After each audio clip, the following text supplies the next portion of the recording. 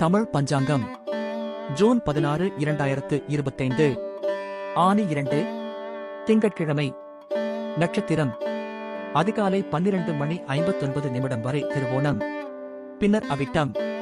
திதி மாலை 3:31 வரை பஞ்சமி, பின்னர் ஷஷ்டி. நல்ல நேரம் காலை 6:30 முதல் 7:30 வரை, மாலை 4:30 முதல் 5:30 வரை. கௌரி நல்ல நேரம் காலை 9:15 முதல் 10:15 வரை, இரவு 7:30 முதல் 8:30 வரை. பிரம்ம முகூர்த்தம் அதிகாலை 4:10 முதல் 4:58 வரை.